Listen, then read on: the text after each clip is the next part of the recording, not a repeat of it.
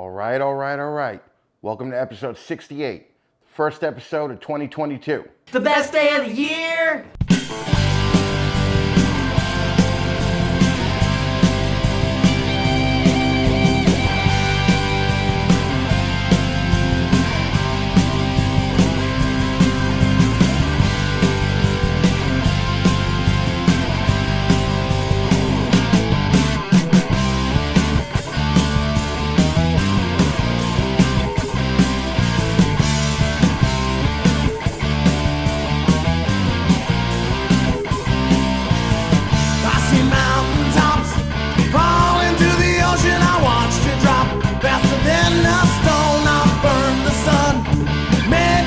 Shiver, I am the one you don't want to know. I told the liars to fall the tongue of serpents I can despise. What you love so strong, I know the name of everything you're hiding. I am to blame for how you've been wrong. I'm always on your mind, I'm always on your mind, yeah. I'm always on your mind, I'm always on your mind. I'm always on your mind, I'm always on your mind, yeah. I'm always on your mind, but I'm never on your side.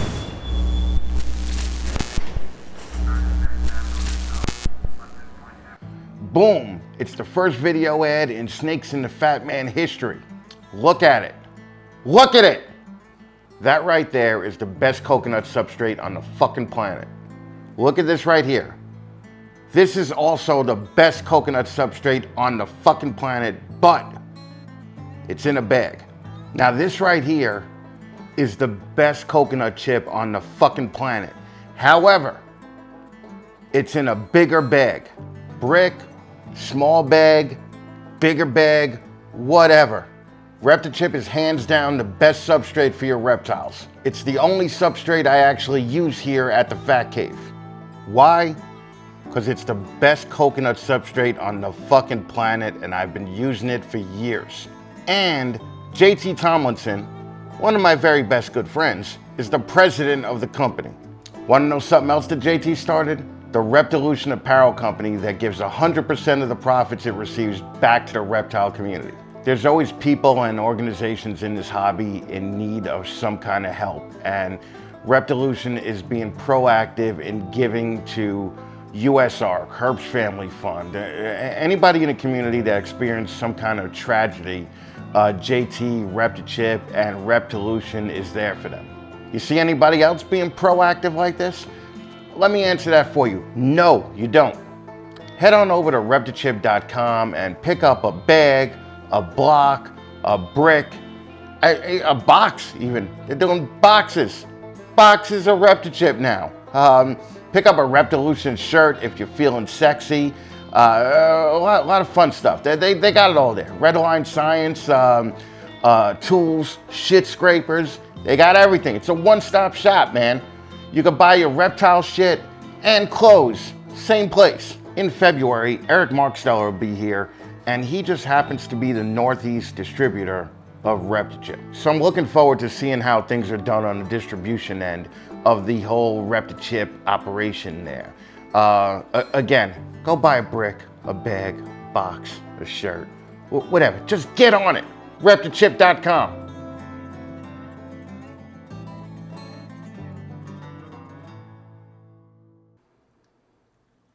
Guess who's back, baby? Herps is back in action starting this month. For almost 10 years now, Herps has been fucking crushing it. On January 15th and 16th, they're going to be in Oklahoma City, Oklahoma. Then on January 22nd and 23rd, they're going to be in Longview, Texas. On January 29th and 30th, they're going to be at the Big Show over in Conroe, Texas. On February 26th and 27th, Corpus Christi, Texas. Now they're going to head back out to Louisiana. They're going to be in New Orleans on March 5th and 6th.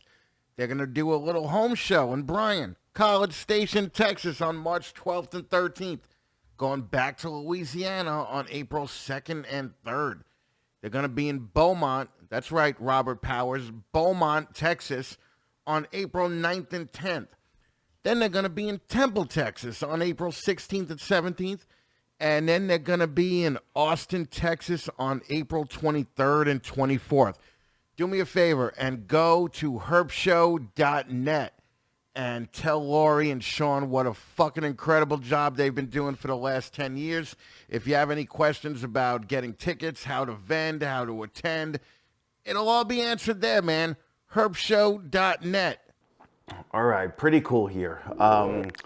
Not only did all the sponsors from 2021 rejoin the family in 2022, but we got a couple of new companies that came on for sponsorships, including Focus Cubed Habitats. Now, Focus Cubed, I'm so excited to have them come on board as sponsors because I've loved these guys' cages since I used to watch them when they were back in their garage putting out videos, and now that they have their own facility, they're putting out the best display cages in the fucking business, man.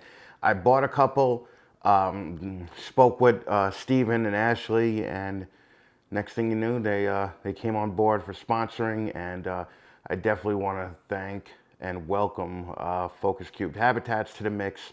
Also, Boa Affliction came on. Now, you guys don't know enough about other species, man. We had to just pull in a different type of breeder. Kenny over at Boa Affliction is on the cutting edge of boa morphs, and he's somebody that I think you should follow in 2022.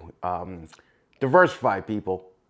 Go check Kenny out at boaaffliction.com. Second thing, as you can see, we're attempting to move the podcast over to video. It'll still be available audio only for, all of you people that hate change, but we're definitely giving the video a try. Now, do I think that you need to see more of my big stupid face? Of course not. But all the kids are doing it, so you got to keep up. So what we're going to try doing is I want to see if I could put out a bi-weekly produced YouTube show and just kind of have a little bit of fun with it.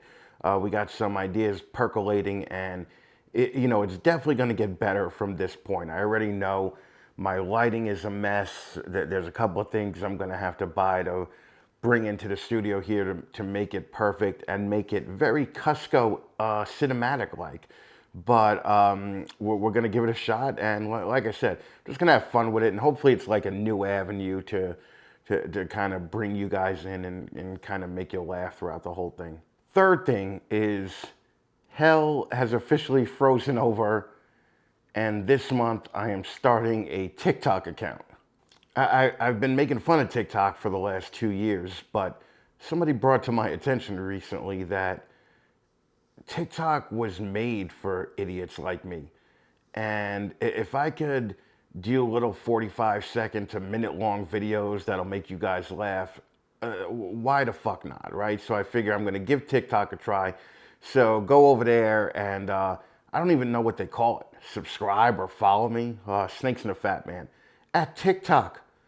Don't make fun of me too bad because fucking I'm like a 48-year-old guy working on a platform that 14-year-olds work on. So it's going to take me a little while to get it and get it right. So cut me a little slack, man. All right, I'm trying. And lastly, I know you guys have heard this before, but I'm really going to put in an effort to make Patreon something worth having. So I'm going to put out a lot of videos. I'm going to continue with the Shitting On series that's going to be Patreon only. We're going to do some exclusive Patreon shit like the big boys do, like Billy does, like Miguel does, like Justin does. Not saying to their level. It's just going to be stupid dick and fart jokes on that platform as opposed to on this platform. But it's going to be fun, and I really hope we get some new people there too, because it's just another way that if you're having a shitty week, you sign on to one of my channels or platforms or TikToks, and it makes you laugh and makes the week a little bit less shitty. You know what I want to do now? I'm going to try and live read this fucking Morph Market ad. All right, here we go. First video read of the Morph Market ad. Very exciting. Very, very fucking exciting. Morph Market's been connecting breeders and keepers since 2015. They're going on 7 years, so they got to know what they're doing if they've been around for 7 fucking years. Today, it's the largest herp marketplace in the world with active listings from over 5,000 breeders. And that's everything: reptiles, amphibians, and invertebrates. Now, obviously, like you already noticed, this isn't going to be any different because it's fucking video. You need a presence on Morph Market. It's where breeders go to shop, it's where customers go to shop. If you're a breeder, it'll actually help build your reputation. So, all you young people out there, go out there and fucking join Morph Market, because nobody's going to give you $5,000 for a goddamn ball python if they never heard of you before. All right, so obviously I'm going to have to read this part. Morph Market's mission is to promote the efficient, legitimate, and ethical commerce and keeping of reptiles, amphibians, and invertebrates. It's like having a reptile expo in your living room at 3 in the morning on a fucking Tuesday.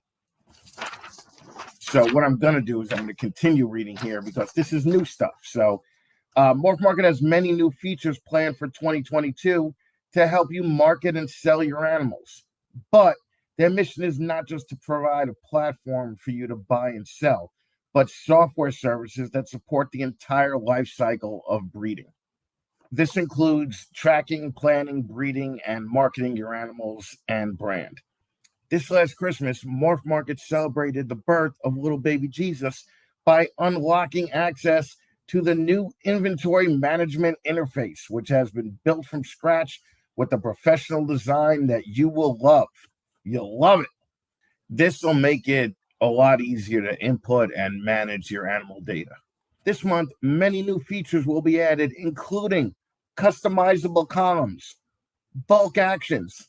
I was talking to John. I said, listen, if you're not going to have bulk actions in the inventory data, I don't even want a part of it, okay? You're going to have more control over ad visibility, custom tags, and more. A lot more coming. All right, I'm going to continue reading because all this shit is new too. This year, other pages will also be upgraded with these same new features. Try it out by clicking the Try New Inventory button on the inventory page. Morph Market is sparing no expense to create the perfect interface for you to manage your ad and animal data. Spare no expense, like the old guy in Jurassic Park. All right. Speaking of animals, Morphpedia is the new knowledge base of herp traits, genes, and localities, which is hosted by Morph Market. In less than 3 months, it has grown to over 300 published articles in 21 different herp-related categories. Each article has trait facts such as who first produced a gene and when, representative photos, description of appearance, history, controversy, combos, and related genes. If you have not seen this incredible resource, Morphpedia, you need to check it out. If you have seen it, please go there and contribute and share it with the other people. Obviously, it's a hit regardless of the name because it's grown 100-fold in the last 3 months. But anyway, listen, you need a fucking Morph Market account. Go to morphmarket.com and fucking join up right now. So I had wanted this guy on 15 Minutes of Lame last year, and we had actually spoken about it, but shit just got out of hand, and we couldn't squeeze him in. But luckily, he was the first pick of Antoine Hood, because as you guys know, what we do here is the winner of the previous year's 15 Minutes of Lame gets a full episode and gets to pick their new 15 Minutes of Lame guest for that episode. And Antoine just picked Andrew Lyons of Redwood Reptiles right away. I mean, he didn't even hesitate. The thing that I love about this guy is that he doesn't talk bullshit on social media about what he's possibly going to have, what he wants to get but can't afford it.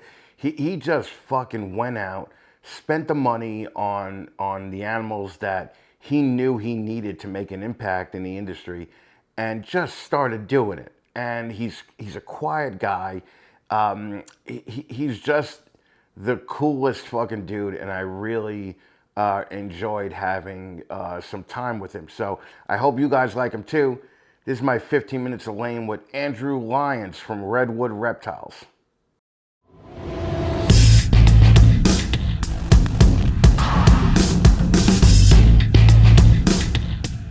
Ladies and gentlemen, boys and girls, children of all ages, Snakes in the Fatman proudly brings to you its new breeder segment, 15 Minutes of Lame! Hey guys, it's Justin at Canova. So in the past few years, Canova's become the top source for amazing ball pythons. Now Chris tells me, Justin, it's time to give back. So we're sponsoring the 15 Minutes of Lame to support the new and upcoming breeders. So jump in here. Let's hear your ideas. Let's hear your thoughts. Maybe you can turn your 15 minutes of lame into 20 years of lame, just like I did. If you want to be the man, you got to beat the man. So bring it. 15 Minutes of Lame!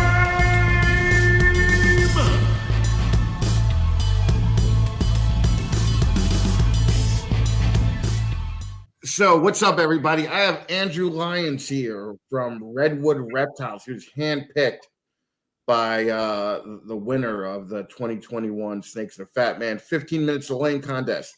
What's going on, Andrew? How you doing out there? I'm doing all right. How about yourself? Yeah, good, man. Just plugging away. First show of the year, man. So Nice. I'm honored.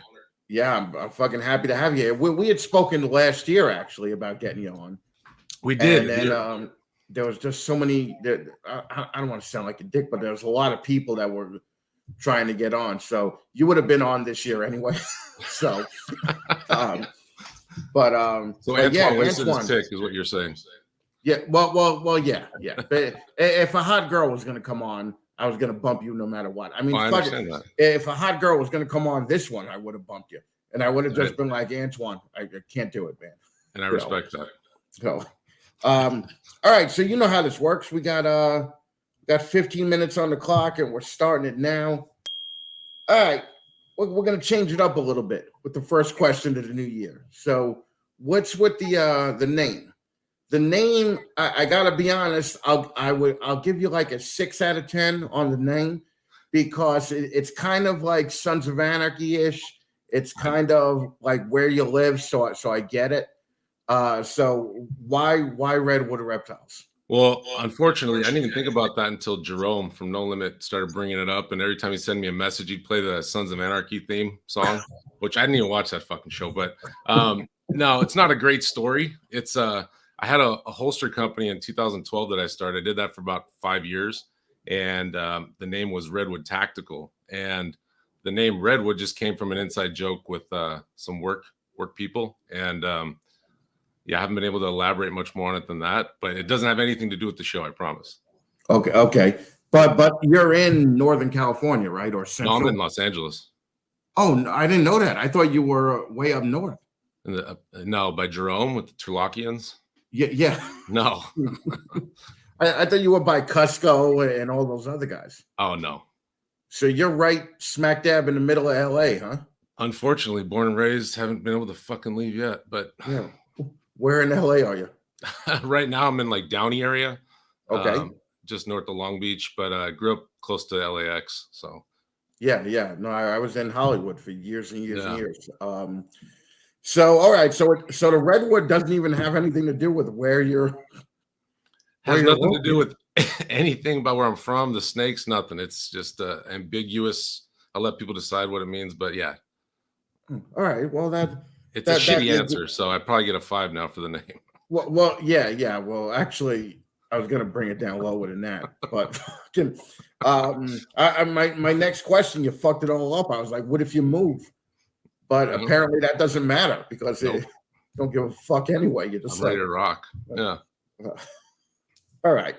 So, what kind of weird fucking relationship do you have with Antoine that you're in LA and fucking he picked you to fucking as his first 15 minutes of lane? Because he knew right away when he won. He called me up and he told me, he was like, yeah, I'm picking Andrew, from Redwood. I'm like, oh, all right, cool. So It's a good question. To be honest, I couldn't fucking tell you.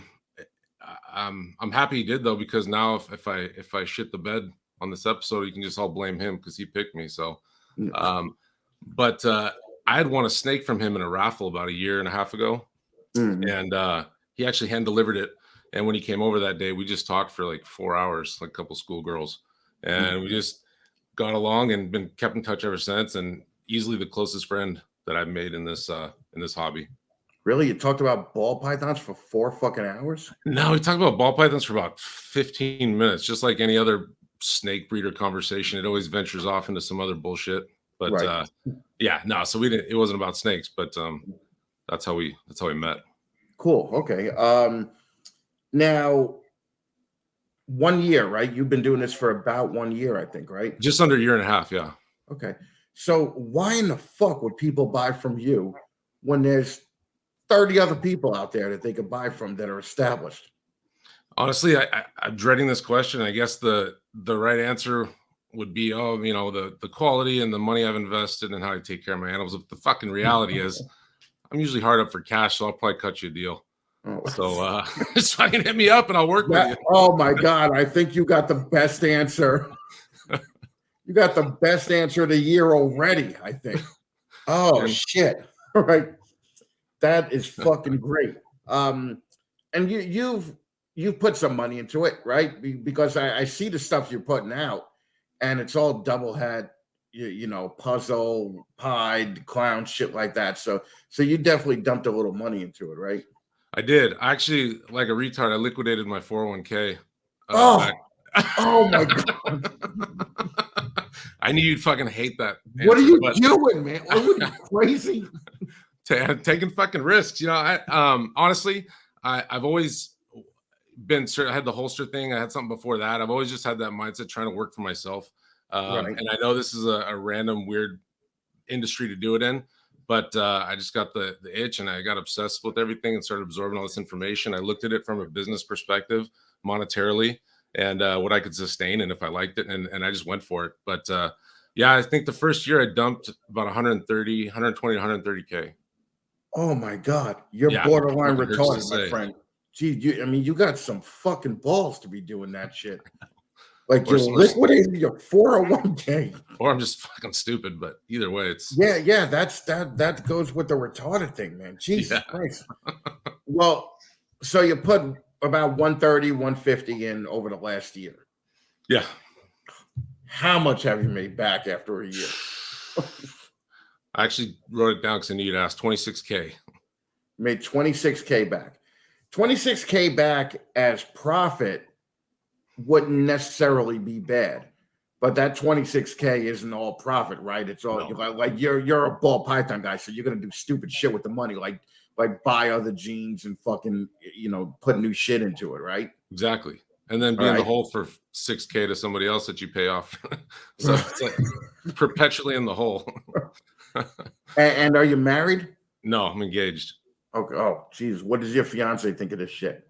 It's funny. She doesn't do this for a living, but she does just happen to breed tortoises as a side thing. So she's totally understanding, super supportive. Will come in here and actually, I can tell she gives a shit about what I say, which is when it comes to snakes and chicks, it's not really normal. So, yeah, no shit, right? Yeah. Well, and how many do you have right now? I'm up to 130. Okay. Yeah. All right. So really, theoretically, you'll break even if everything goes right, probably in about 3 years, right? 4 years, because you'll probably get, double your income next year. And then, so we'll quantify that over the following years. Well, yeah, and I think a huge part of that is something I've been slacking on is just doing this. I fucking hate it, but the YouTube thing. I think just for marketing shit purposes, I'm missing that section or that portion of my my game plan. But yeah, realistically, if I can make it back in 3-4 years, I'll be stoked. I'm shooting for sooner than that, but like I said, realistically, that'd be nice. So is your wife paying all the bills now? No, we split them. Oh, all right. Yeah. Now, let's talk some sponsors here because I know you're going to get yourself in trouble with these too. All right, you got any sea serpents racks there? Boom. Well, and then I got the V18 next to me with all the hatchlings. Nice. Okay, you got a hot box there, right? 4 foot. The 48, yeah. Fucking nice. Okay. All right, good to go there. Focus Cubed Habitats just came on as a sponsor this year. Anything from them? Totally. I have a whole room with green trees and Right. best enclosures possibly yet. No shit, really? No, I'm fucking with you, but yeah, I know. Yeah, I know. You fuck hard. Yeah, but it's if you cut it, it sounds good. Yeah. Shit. Now I'm not gonna cut it at all. I'm gonna make you sound like a douche. Fucking. All right. So, have you ever been to a herb show? You mean like the one in Oklahoma City coming up on January 15th, or that would be the one the following week in Longview, or the week after in Conroe? No, I haven't, but I'd love to. Oh my God, you fucking done your homework, man. You are setting it up. You got an A for effort, man. You're setting the bar fairly high right now. Oh, all right. Ever bought a snake from Justin? No, unfortunately, I haven't. Oh, all right, go fuck yourself. All right. All right. You have a Morph Market account, right? I saw that. Yeah. Okay. How's that treating you? It's treating me okay. It doesn't. I have to constantly check it because it doesn't update me, so I'm always missing messages. But it's good. I upgraded to the premium one, and if I have to go above that, then I'll be fucking clicking my heels every day. So I'm good with that for now. It's good. Okay. I don't think you use Reptor, do you? I did for a long time until I didn't, and then now though, I'm going back to it. So. Okay. I am though. That's not bullshit. Actually, I'm going to go back to it. But okay, that's the answer to do too. Okay, and obviously you didn't get your logo done with Blake Stewart, but that doesn't look like who he is. Stewart design. Yeah. No. Just a little bit. You could tell a little bit that it's not done by Stewart. It looks like a fucking temporary tattoo. Yeah. Holy shit. Okay, now you basically started all this shit during COVID, right? Yeah. Okay, so you're really not a show guy yet, no. Are you? I was gonna do Pomona coming up, but with all the bullshit that they're having them do, and then plus money's tight, I can't really afford to, getting all the shit and time and the cost. Just gonna hold off. A couple of us have been talking about getting a group together and doing like a Cali collective type thing in Texas at Arlington later on in the year. So I'm shooting for that. But yeah, that's I'm not gonna do a ton of shows, but I think here and there it might be fun.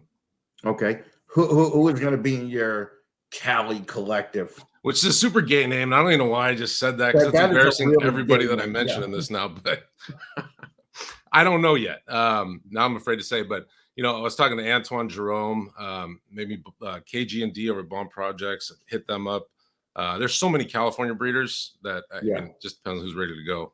I definitely know that. And Antoine and Jerome are probably, I knew they would definitely be a part of it right off the bat. I think it could be Antoine Jerome and just you, and it would be worth it to go down there, at least. But it's a long fucking drive, man. Yeah, and we're gonna do it different too. We got ideas that nobody's doing, make it a little more interesting and fun. Right. Bring some eye candy on and do some fun shit. So it's not just gonna be a boring ass fucking table. Oh, what are you gonna grapple with Antoine live? Yeah, no, Antoine's a celebrity now. He probably won't even sell. He'll just he'll get paid for appearances. Yeah, that's what he's doing now. Yeah. Yeah. So what did you do besides the firearm or the tactical company before this? I've been a cop for 16 years. So you were what? A cop. You were a cop. Officer. Okay. Yeah. Sheriff's Department. So you busted your ass as an LA cop for 16 years, probably almost got killed nightly. Yeah. Took that fucking 401k that you risked your life for. And put it into shitty ass ball pythons. Flushed it right down the fucking toilet. Oh my God. Why is your wife still engaged to you? This is incredible. We met in April. Oh, so all the shit all the storm had already passed. Holy shit. Yeah, that's because you lost one. Exactly. Right. Yeah. That's why I had to meet a new one. So really, your end game right off the bat is just to do this full time. It is. Okay. And I know everyone says that, and one of my pet peeves is how people say that and then don't actually follow up or take advice from people that actually know what the fuck they're talking about, or make the sacrifices to be successful. And so it's so cliche to say it now. That's the goal. Obviously, I'm not delusional. It could not happen, but fuck it, I'm going for it. So yeah, no. Look, the whole industry as a whole needs people like you guys to really survive. And you know what, the one thing I noticed that stood out about you is you weren't like 6 months ago, you weren't throwing out your dumb pairings, letting people know what you were going to accomplish. You basically got your double heads that basically look like normals and just fucking threw it out there that said, all right, here's my clutches. You know that people don't give a fuck about what the planning stage is. They only give a fuck about what you actually present, right. And that was one of the cool things that I did like about you, and why I originally asked you to come on. So well, yeah, it's for me, humility is huge, just in life, and I think that's lacking sometimes, and I think to come into this so new, and to me, like, I'm still brand new, like I'm 5 minutes in, so to come into this point and try and make advice videos or this and that, it's fucking embarrassing. Like, if you want to like give your tips, like what you've learned, cool, that's different. But when you come at everyone from hey, this is what I'm doing, and I know you're gonna want to know why I'm doing this because I'm so fucking interesting, like that's just not me. Yeah, I can't do that because I wouldn't want to fucking watch that shit. Well, you get instant respect just by not doing that, So okay, so I want to make sure you get everything in. How could people get in touch with you? So Redwood Reptiles at Instagram. I have a Facebook account, but Facebook sucks shit. I fucking hate it. You never use it. Yeah. It's a ball drag to even get on. So Facebook at Redwood Reptiles, Instagram Redwood Reptiles, Redwood Reptiles at yahoo.com is my email. And then Morph Market's under the same company. So no hyphens, no. So it's basically Redwood Reptiles everywhere. Exactly. Boom, and you fucking come in right under the fucking timeline. Holy shit. Dude, I figure I actually felt bad buzzing people when they were right in the middle of a sentence. Right? But whenever I look back at it, it's still funny, right? So I'm still gonna do it. Yeah, I just amazing. Don't have everything set up at this particular desk yet to have all the sound effects there, but you'll be getting buzzed soon. But dude, thank you so much for doing this. You went out and you bought a new mic and you fucking prepped for this, and I don't want to be an asshole. It would be disrespectful. I got to come on with some shitty mic. You're asking me to be on it. I know Antoine mentioned it, but I appreciate it from both you guys. And like I said, and I've told other dudes this a year ago, when I first got into this, I started listening to everything I could, and this year podcast was one of them. And it actually made me want to stay in this because you're the first person I heard that I could relate to as far as sense of humor and comedic style. And like, I was like, oh, this dude's fucking, another one of the normal cool ones. So it motivated me to stay in it because, it drew me to it. So thank you for that. And I'm sure a lot of people feel the same way. Tell your wife I'm so sorry. That's normally the opposite point that I'm trying to do. Trying to get people to get out of it. But all right. Well, cool. Well, Andrew, thank you very much. Thank you for being the first guest of the year, and I appreciate you coming on. And I can't wait to actually meet you, brother. Yeah, likewise. Thank you very much. All right, brother. Take it easy. Likewise. Thanks.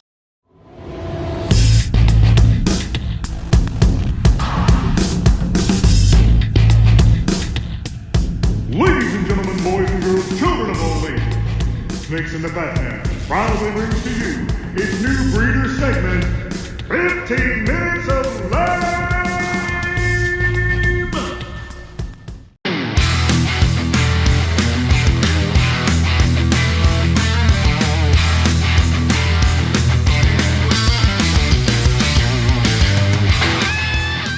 All right, I have a couple of questions for anyone trying to run a business in the reptile industry. Do you ever feel like you're held back by a dated or detailed image? Are you sick of competing on price or convincing people to buy your fucking animals?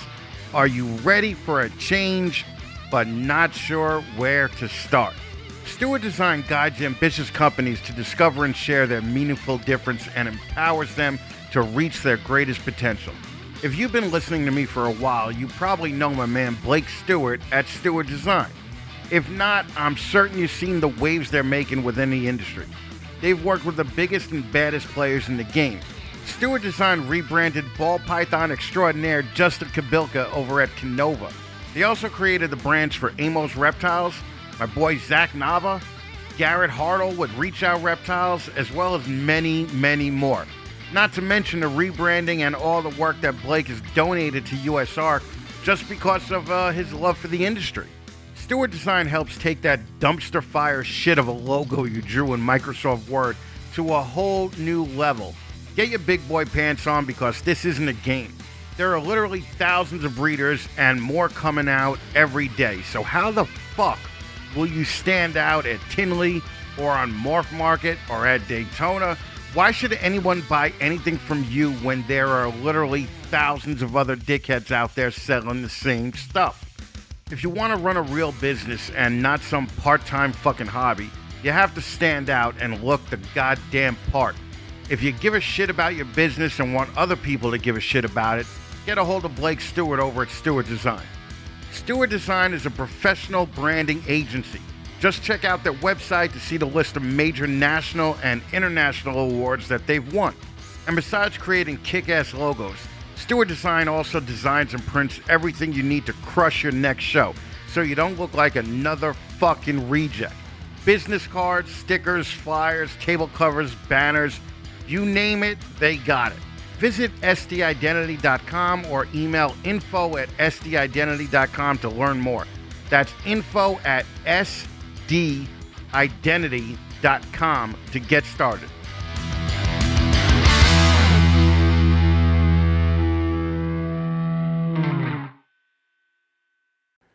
Now, I've been friends with Antoine Hood for 2, probably 3 years, and if there's anything that you need to know about Antoine is the guy comes in a room and just fucking lights it up, man.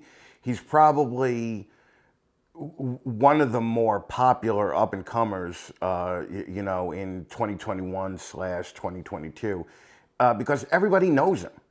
I could talk to people in Ireland about him and in England about him, and they all know Antoine from his constant lives, his videos on YouTube. I mean, this guy is just a fucking powerhouse.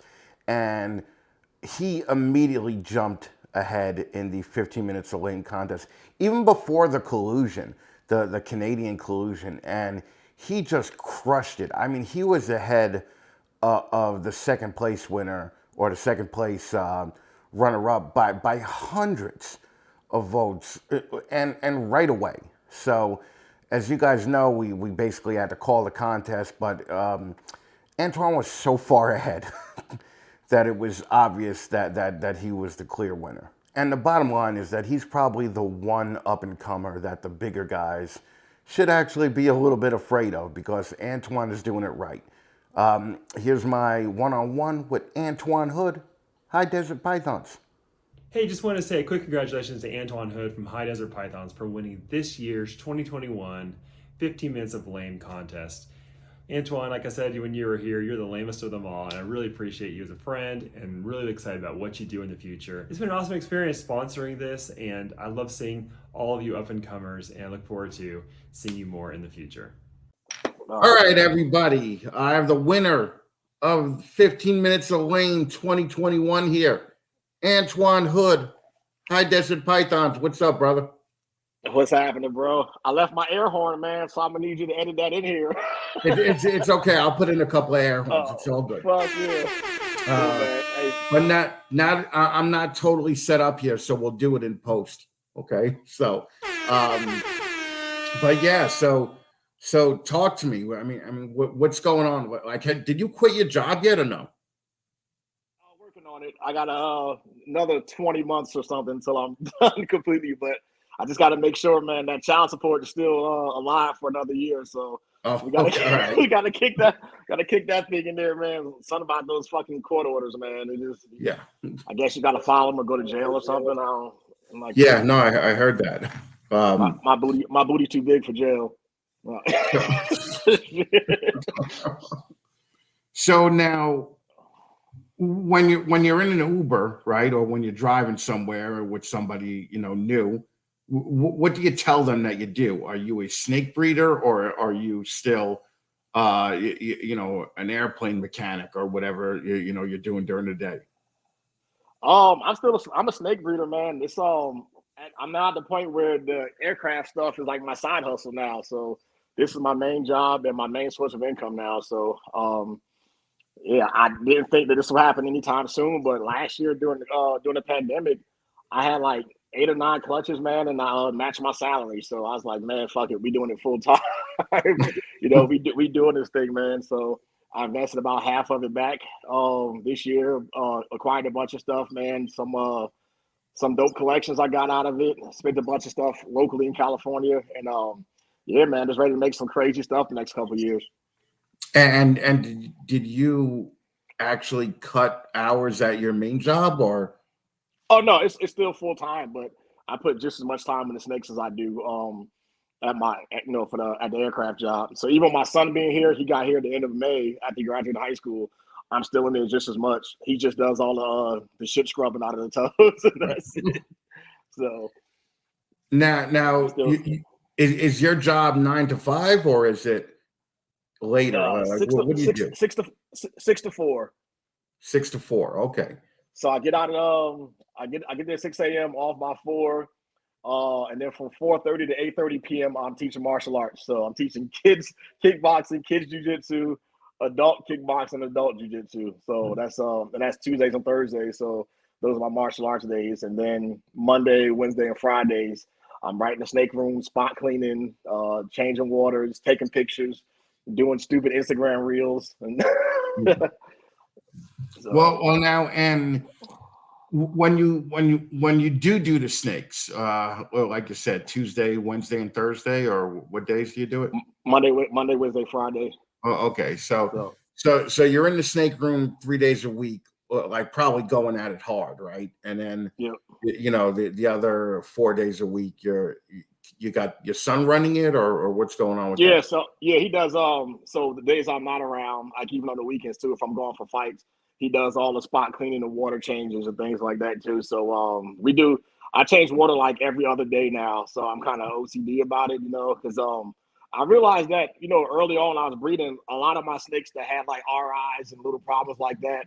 If I like let the water sit a little bit too long, so I'm a firm believer in like changing that water. Like I got a thing now with my son, which is crazy. Like I do a surprise inspection and I lit that thing up. I'm like, hey man, would you drink this water right now? And he's like, fuck no. I'm like, well, then you didn't clean it like you were supposed to, So if you don't trust it yourself, I know it's kind of mean, it's kind of an asshole thing to do, but I mean, when you got $15,000 animals in there, you know what I mean, that you got to treat them as such. I mean, even the same way with the cheap. I don't have any cheap stuff now, but but if I did, they'd be getting treated the same way, So it's all about the animals being healthy first and foremost, and just making sure they don't have like impaction from the substrate and things like that too. It's just a whole like big upkeep, man. I want to make sure that if somebody came by, like surprise guests, which will almost never happen, but if somebody came by and hung out and looked at the collection, I wouldn't be embarrassed to show them my snakes at any given time, So right. And I think everybody should have that mindset. Well, I'm sure Justin's was like that when you went to visit him, right? Like I'm sure that you didn't pull open a tub and there was a pile of shit in it. I mean, there was some that you could tell shit that day, you know what I mean? So, but the cool thing about being at Justin's though, like there's so many snakes there. There's no way in hell, unless you got 50, 60 employees, you could be on top of everything all the time, So there was some stuff that there was some snakes that, had a little bit of stuck shed on them and things like that too. But it's stuff that happens, So it's a real breeding operation. It's not a bunch of show animals, you know what I mean? So they're eating, they're feeding, they're drinking like they're supposed to, they're breeding. So, there's some stuff that got scars on them from rats and mice and defending themselves and things like that. So, I mean, that's just how it is, you know what I'm saying? So, and that kind of, to me, that kind of upped my respect for him because he didn't want to hide anything from us, you know, because that's not real. You got a bunch of animals eating live rats all the time, and they have like not one single mark on them, or he put them up somewhere and you can't see them. He gave us full reign for the whole facility, man. The rat and mice breeding operation, the snakes, the incubator. Well, he didn't say the incubator, but I went there anyway and took pictures of fucking breeding cards and shit. So I got a nice little list of what's coming up that I'm gonna share with anybody else. So, but if Justin's watching this, oops. Well, I mean that was for his Patreon people, right? Yeah, it was the VIP section of the Patreon. So everybody showed up there, and I actually came to town a couple days early, and just checking out the city because you know I'm planning on moving, and man, dude, I fucking love that area, man. It was like it was like just the right amount of city, just the right amount of country folk. It was pretty diverse in there. I checked out some of the local businesses, but you know what I call checking out the racism, you know, and so between the supermarkets, the gun stores, the hotels, man, everybody was super cool. And even the guys at Mice Direct, when I told him I was thinking about moving out there, he was like, dude, man, he's like, yeah, if you move out here, I'll give you a discount on your feeders, or if you wanna come help out. I'm like, no, I don't want to fucking come help out. I almost passed out of that fucking place, dude. Hell no. Oh man. Well, what kind of it would be a giant change for you, right? You know, if you moved to Georgia, what would you do with the gym and the MMA shit and all that other crap? So, actually, we had a bunch of like commercial properties around there, and it's not that bad. So, I'm going to teach jiu-jitsu when I move there, like pretty much to be a little bit more than I am now, maybe 4 days a week, and that'd supplement my income too with the snakes. And but it'd be just jiu-jitsu, not striking or nothing with MMA, because that's like a hole in the ground, man. You try to train fighters, it's like you depend on this broke kid to finally make $1 million in the UFC after you've been training him for 10 years. Right. Yeah, that business model was bad. Shit, people say it's no money in ball pythons. Shit, it's no money in MMA, bro. Like not at all. So obviously you would drive everything cross country, right? And are you looking at property? Like when's this going to happen? Is this imminent, or is it within the next couple of years? So the plan is 2 years from now. So it's like the last year that I'm here, I'm going to try to save that money that I would have been spending. You know what I mean? That $2,800 a month that was legally ordered for me to pay. So if I could put, you know, a decent amount of that aside every month, plus like my VA benefits and my profits from the snakes, I'm pretty much, the plan is just to buy a house flat out. So I saw a lot of acreage out there that was like 200, between like 275 and 350,000, and that's real doable. You know, so especially somewhere to build your own facility on, because I don't want to rent any place out and things like that. So I'm just buying it flat out, and then I can literally just like, you know, live off of selling a couple snakes a month. You know what I mean? And I'll be fine. Well, and are you selling that much now? Are you selling a couple of snakes a month now, or? So like on average, I look at some numbers because I'm doing my taxes now for the end of the year. On average, I'm matching like my monthly pay, like after taxes and everything. So oh, good, okay, all yeah. right. So I'm not mad at that at all. Like if I sell a couple DG combos like every other month, I'm good. You know. Right. And are you? I didn't even check your Morph Market account prior to this, but how many snakes do you have up there right now? I'm still waiting on some stuff to have a couple more meals, but 1, 2, 3, just under 10, just like some triple hits because I screwed up on the odds. I got like a 6.1 on some triple hits, so I don't need 6 males, you know. So that, and I had some backup males that I had just in case the main male didn't breed or produce, but I was able to produce those things like that. Just some extra inventory laying around that somebody else could use in their program. So for all the majors, like all the visual DG stuff and the clown stuff, those things don't make it past my YouTube channel. But I kind of keep that on. And then Morph Market just has this real like ebb and flow. Like sometimes I won't get one message for like a whole week, and then next week I'll get 50 messages for the same snake. I don't know how it works or what kind of algorithm people have, but that's how it comes out like that. So okay. Now obviously, when you were at Justin's, give me your biggest takeaway that you're left with. So, from a personal standpoint, just talking to Justin and Chase and looking around, I'm headed in the right direction, but I still got a long fucking way to go, if that makes sense. I'm steered like towards the course, but I'm like 50 million miles away, like the Fuzz Huzzy song. So, so I got a ways to go for that. But and there was a lot of projects that I really didn't. I thought it was all hype behind. Like I didn't believe in the Lace project at all. Like I just thought it was just somebody advertise. Everybody said, "Oh, it's the next Kodam Desert Ghost," and I heard like Brian Carter say that. I used to slam him like crazy, but whenever he posts that, I was like, "Oh, he's just trying to sell some animals." And I finally saw it in person, and I was like, "Holy crap, man!" So I've been missing out. So I picked up Inchy Lace Clown from him. So, Yeah. I saw that on. Yeah. He actually told me that. And then you actually told me that too, I believe. Yep. Yeah. But as far as like you're a big shot right now. Like you're a fairly well-known guy for a guy that's been doing it for only a couple of years. You really blasted onto the scene, and everybody knows Antoine now. I mean, I talk to people in Canada and England, and they know you. So. That's fucking nuts. it is, right? It's fucking weird. It's like when you find out that these people around the world heard of you, you're just like, what the fuck?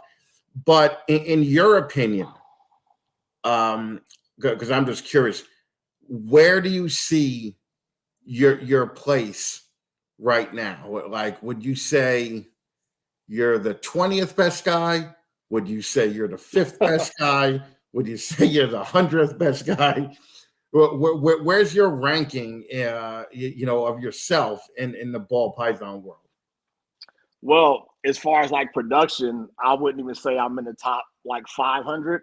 But as far as like a personality out there, and and I hate this word, I hate it so much. I don't want to even say influencer.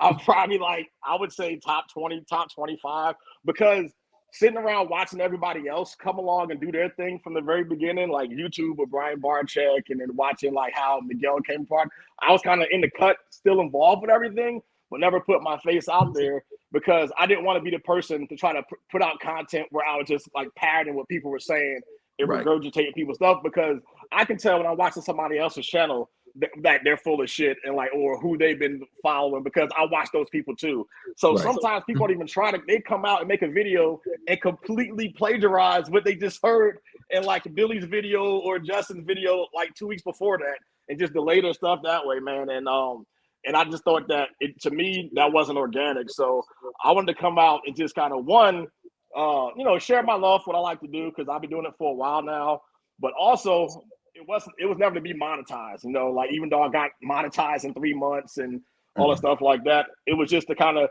get myself out there, because I'm at the point where I want to spend more money on these reptiles. And these things can be hard to sell, man, if you don't trust the person or know who the person is. So when I'm on Morph Market and I see something I want and I click on the breeder and I have no idea who they are, dude, I'm not sending you $3,000, $4,000, $5,000 if no one's ever heard of you. That's crazy. So my main motivation, because it was time to start, picking up that money and buying these animals, was to put myself out there. So when people go, like, before I started my channel, the last thing I sold was a highway mail. A guy on Facebook was like, "Hey man, could you video chat with me through Facebook so I can see you open up the tub and it's the exact animal that's in the tub?" And then pop him for me on video so I know he's a male. So I'm like, okay, his eyes have been burned before, And this guy's only spending, I think he spent $800 with me a couple of years ago, and that's it. So he needed to have a warm and fuzzy, and I was happy to do that. But I was at the point after that where I told myself, you know what? I want to make sure when people hit me up now that they don't think about doing this shit at all. That he's like, "Hey, this is Antoine Hood, that's your pythons. I know him out there. I know he does his thing. Boom, let me send him this money so I can get my animal," and that's it. So it was just a trust thing for me. And now when people hit me up, they go, "Hey, when are you having another class?" I was like, "What are you looking for?" It's like, "Oh, I don't care, just as long as it's something from you." I was like, that's weird, but just having that face behind your product and believing in your product and having people trust you, that was the most important part for me. And I think I'm achieving that right now. Well, yeah, and I don't think you're off by saying that you're probably within the top 25 as far as ball python personalities go. Okay, I'm not going to call you an influencer because you know, when I look at Miguel and I look at Justin, I could say they're influencers because they're getting 15,000, 18,000 views. But the bottom line is that so many people know about you, and I think it's because you have a personality that fucking lights up the room. You know, like you're definitely the loud guy in the room, but you're also like the guy that everyone tries to gravitate towards. You know, so I've never hung out with you at a show, but I've seen you at shows, and I've seen video of people like they're stopping their video because they saw you, and they're going up to you, and you know, they're like, Antoine's here. We got to see Antoine. So you definitely succeeded in that.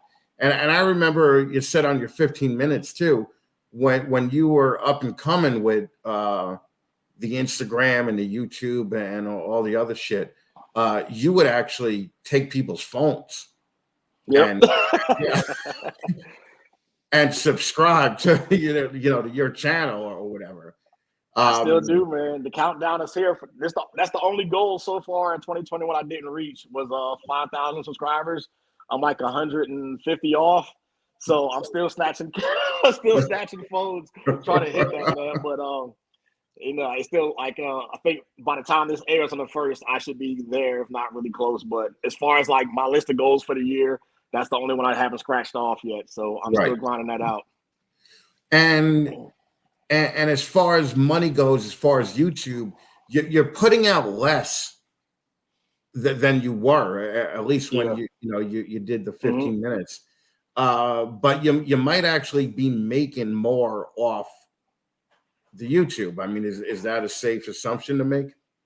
Yeah, it's about the same amount of money, but less work. So, and I'm cool with that because like I did with YouTube what I set out to do, So now it's just showing I'm pulling eggs, pulling clutches, and it's just giving people a record of everything that I have. So that way it's easier to track when I produce animals. So I mean, between that and Patreon, that was a goal of that.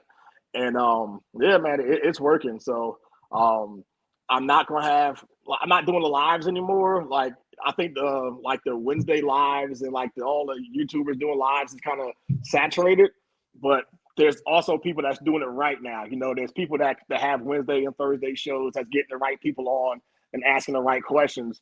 And the only time I want to do that is if it's somebody I'm on and I have something to talk about. I'm tired of the old, what's your most anticipated clutch? And and how many this, like it's the same stuff over and over again. And also the same people on channels giving each other advice. And there's like counterintuitive to what what they're trying to do. One guy says do this, one guy says do that, and they both switch each other and change each other's minds, and now they're back to square one. Right. It's just So you used to be the king of lives. Like every time I signed on to Instagram, you were doing a live, but a lot of that shit kind of I don't want to say backfired on you, but it caused you some aggravation. Like you were out there trying to help people, right? Yeah. And people just found a way to shit on you, Yeah. And like you were giving away like the incubator that one time. Some people didn't appreciate the fact that I was profiting off some of the things. So like if there were just enough slots with like the exact retail value with tax and shipping of said thing, then they were 100% fine with that. But the fact that I was dealing with this 25, 30 hours a week, dealing with people doing PayPal disputes because they didn't win, so that way they would do a dispute to get their money back. It's like they don't see all of that stuff too. And my time is valuable, man, So, and I really, and like when it all came down to it, I could have spent that time doing other things and making more money doing other things than doing that. So I thought it was cool to help some people out. Like somebody got an incubator for damn $50. Somebody got a 5540 rack for $75, I think. somebody got a $2,500 ultrasound for $50. So those people, I'm pretty sure they're happy with what happened. So, but it's just you can't please everybody, and there's always going to be some detractors of somebody to bitch about something. Even with some of the charity auctions we've been doing now, people were complaining that one of the animals that got put up was the total amount of slots was above the retail value of the animal, even though it was going directly to the person that the charity was about. Does that make sense? So if the animal was worth $600, they bitched that they did the math on all the slots, and that comes out to $800. I'm not doing that. Fuck out of here! Like it's just like people just weird, man. It just well, I think it's great is because the people who complain about shit like that, first of all, you've never heard of them before, right? They're just a bunch of fucking insignificant zeros, right? But also, they're the type of people that aren't going to be doing this in a year. Like the people bitching now about, let's say you sold a snake for $200 above retail for a charity, or to help out a fucking family. Why? Like the whole point of auctions for charity is to do that. But like, do you think that half the shit that they auction off at Tinley is worth the amount of money that they pay for it? Dude, somebody won a book about rattlesnakes in Arizona, and they spent $4,000 on a $35 book. Right. I think that was Justin too in Arlington. It's like $4,000. I mean, these fucking people are just the worst. And it just seems that it goes on. It's the same story, different day. Like everything that you're going through, I could tell you that I saw a year ago with somebody else doing auctions on something.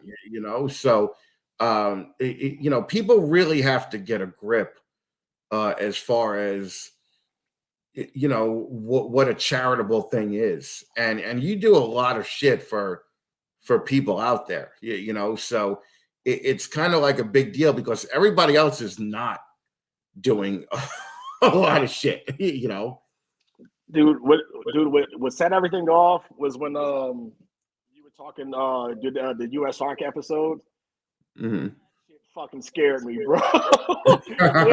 when they were like, "Oh man, the lawyers are like $900 an hour," I was like, first off, I'm in the wrong business. I'm gonna go to law school. If Kim Kardashian could pass the bar, I think I'd be okay. I'm reasonably smart, Yeah.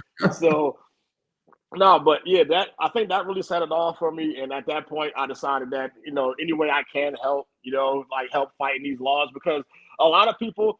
I know early on when like US ARC first started, I would hear people go, "Well, this is only about tegus, so it has nothing to do with me." I was like, yeah, but if you give them the precedent to fucking ban tegus, what makes you think they can't ban everything else?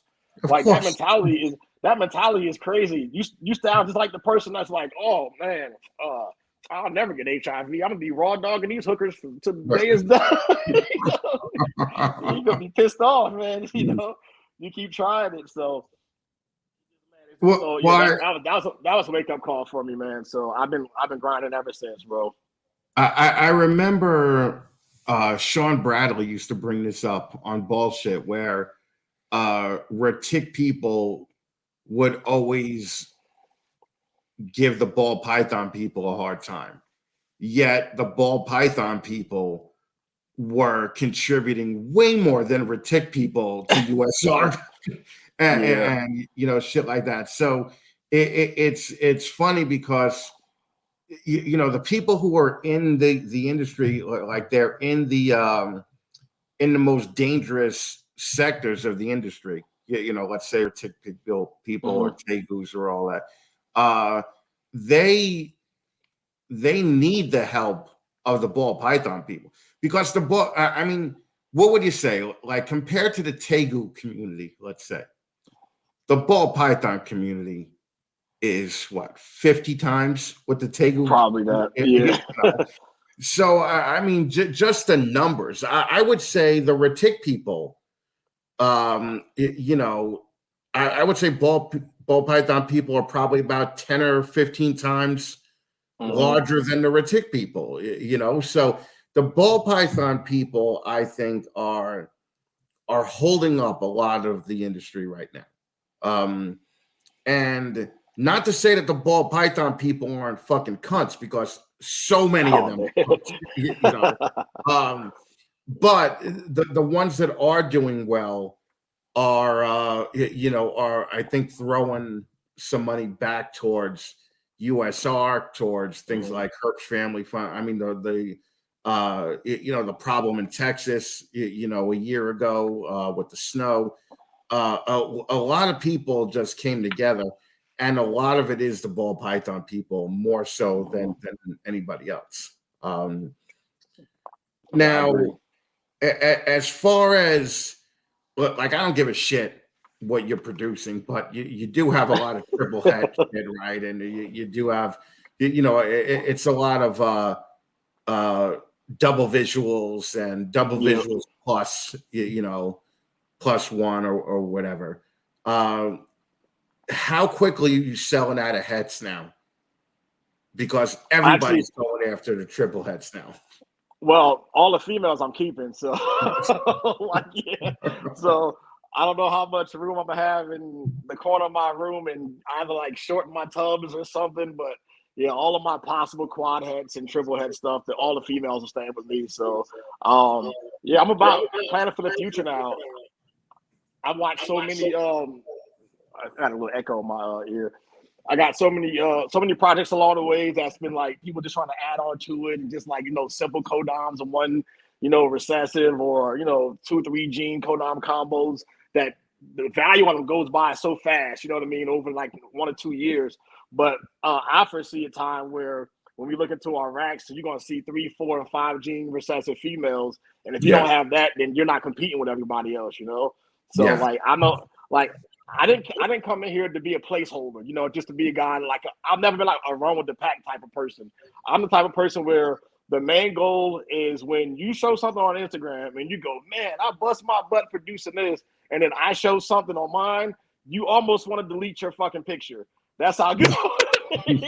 Like, you know what I mean? So, like, so, but it's just that's just the competitive nature in me, man. For you, the guys who follow Conor McGregor, when he goes, "We're not here to take part, we're here to take over," man. That's just how I feel about everything. I won't be satisfied until, even if somehow, some way I ever get to the point where I am number one here, I'm still going to grind like I'm in second place, and that's been my mentality the whole time. So, right. All right. Well, we're going to do something new here that we've never done before. We're going to take a break. And we're going to see if that audio issue is happening on your end. And we'll be back in a minute, guys.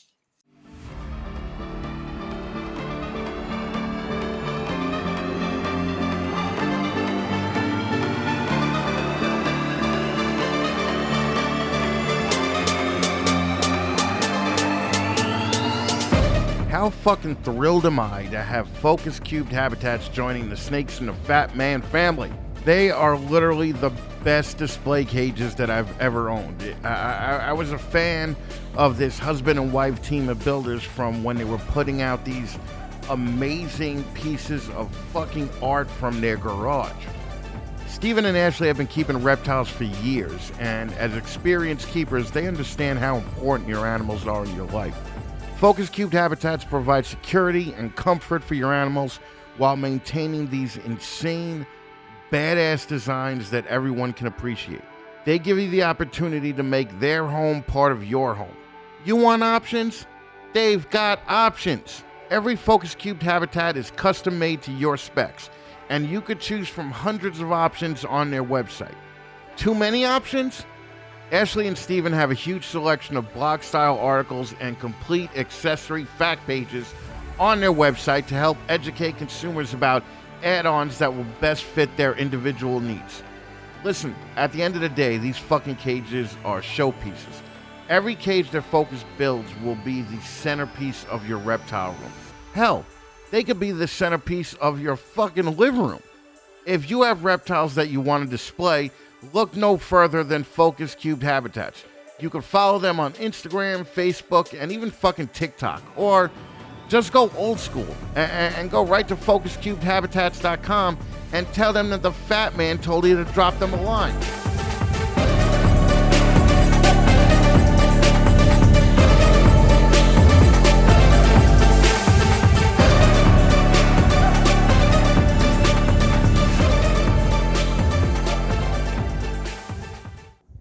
What's good with Antoine Hood? Hey, congratulations from Shane at Small Town Exotics and all the Shaniacs worldwide. 2021, 15 minutes of lame, lamest of the lame winner. Can't wait to hear your full episode. Congratulations, brother. All right, and we're back with Antoine Hood, High Desert Pythons. I'm just curious. What would you say? You've been doing this, what, about 6 years now, professionally? Professionally, yeah, since 2012, just selling snakes and. Okay, so a little bit more. So almost 10 years. Yep. Okay. What was your, as far as the hobby goes, what was your biggest mistake so far? What was your mistake where you were like, fuck, if I didn't do that, I would be 30 steps ahead of where I am right now? Having people with money convincing me to sell my shit. Holy shit. Hey, look at this 4-gene pie you made 5 years ago. Is it for sale? Nah, man, it's not for sale. Come on, bro. Everything got a price. All right, here you go. and so, how many times did that happen? Most of the time. Fucking idiot. Yeah, I wasn't the best with money early on, and I paid a lot for that. So now I'm a lot more financially responsible, and I'm thinking the long run now, where the longer money is a lot better than the short money. So once I realized that, it kind of helped me out a lot. Yeah, no, I agree with you there. And what is one of the things in life and in this business where you just don't get, but everybody thinks is cool as shit? Let's start off with in the ball python game. What is one thing that everybody's going ape shit over, and you're just like, yeah, I just don't get it? I don't get the negative stigma behind breeder loans and people going in on projects. So there's a lot of times where they go terribly wrong, but people don't talk about more times than it actually goes right. Everybody, I don't say everybody, but most people, even like the bigger names here, or do breeder loans and breeder projects, or they go half on something, or they're doing something like that. Justin has other people's stuff there. People have Justin stuff. Miguel does. Brittany does. You name it. So the reason why people have such a problem with it, because they didn't go about it the right way. They're going into it with people they don't really know that well or trust because of someone over the internet or whatever. And it's just some people who didn't have what they wanted from the project mapped out or in writing. It's just some guy going, hey man, take a couple of my snakes and make some money off of them and just send me back like a couple of dollars here and there. That's not a fucking breeder loan. That's you pawning off your extra inventory. And then now when you need money, you're hitting people up trying to get something out of it now because you're hurting financially. Right. That's not what a breeder loan is, So a lot of my projects, man, a couple of guys I always do projects with, like Jaquindle Joyner from Sick With It Ball Pythons. Dude, he's got so much stuff of mine at his place and vice versa. And like every once in a while I get a call, hey man, you gonna be home this week? I got an animal here. I got a, Cypress had ultra male female. I got a $1,500 snake that 2 years ago I sent him $200 to get the dad. You know what I mean? Something like that. So like he always makes good on his end and vice versa. So as long as you have somebody that you trust and that what their intentions are coming in, you should be fine. But also, I don't mind it because I'm not gonna let anybody punk me. So you're not gonna have my shit at your house and then go, oh, you're not getting any of this back, and I'm just gonna whine about it online. I'm gonna pull up, or I'm gonna see you somewhere and it's gonna be on site. So sorry, no fucking way. Like I'm just like some of these guys, man. I'm just like, dude, you gotta fucking nut up, man, and fucking like if this is truly what happened, and this is your property. like make a big deal out of it. Don't just take it on the chin, you know. Right. So right. that's just So that's just the thing. And I honestly think a lot of people hide that they're doing breeder loans with people because they want to make it look like they did it all by themselves, you know. And Right. just kind of make it like try to make when they do create something nice. I think they feel it's more prestigious. You know, because like I hear the little jokes every now and then. You know, they be like, "Oh, what you got? Another clutch coming up with chick-witted ball pythons and shit." But actually, yeah. So I spent $300 on this fucking hurricane head clown male 2 years ago, and I made $15,000 off of them. So Right. you know what I mean? So I mean, the joke is not on me. The joke's on you. For you still got fucking these 50% head puzzles that you've been putting to a bunch of normals and hoping for something to pop off 3 years later. Right. That's not how you do it, man. I love the amount of people in the ball python people or the ball python industry that you know they make 30 grand a year, and they're telling the people that make 300 grand a year how to run their business, you know, and how the right thing to do it, you know. Remember when Justin changed the shit to Canova, man? I can't tell you how many people was like, "Oh, he's fucking dumb. He knows nothing about business." That blew my mind. You know, the fact that everybody, I had actually known about it a little bit ahead of time, and you know, Justin and I spoke about it, and we predicted all the shit that people were saying. You know, like we knew they were gonna. I mean, he must have known it months before because you know he was doing a lot of work with Blake at the time, and Justin is probably one of the smarter dudes in this whole thing. He knew what people were going to say before they said it. You know, the controversy about it was the marketing itself. Yeah. Yep. Well, and I heard his at Tinley, his table was the busiest it's ever been, just because of the new name. You know, so it's just so. I mean, no matter how you dole out the consequences, there's so much trash in our industry, and there's so you know the problem with you know, or the difference between now and how it was 15 years ago was everybody didn't have a voice on Facebook and you know Instagram and all that other shit. So, but it's funny because you know I'm sure that hurts Justin's feelings as he's falling asleep in his mattress full of money, you know, every night. So it's just fucking so ridiculous. Yeah, I can't wait to get to that point where nothing bothers me, man. yeah, right. I cannot wait. I ain't gonna lie, man. Sometimes people will post some shit, and I'll lose a little bit of sleep, man. You know, but I'm human, you know. So, but there was a time where I was trying to please everybody. But one of the biggest lessons I learned the past year and a half was if everybody likes you, you're fucking phony. Yeah. Yep. You know what I mean? Yeah. If everybody on the planet fucks with you and everybody wants to be around you, man, like you're just a people pleaser and that's it. You know, so you can't please everybody, bro. And that made me feel a little bit better about situations where, like, you know, if 100 people were praising me and one person talked shit and I saw a screenshot, that one person who didn't like something I said or did, that would dwell on me for weeks. And I'm like, it happens to me now. I'm like fucking, I'm like Nate from Ted Lasso. Well, like that one negative thing, I'm like, motherfucker, you know.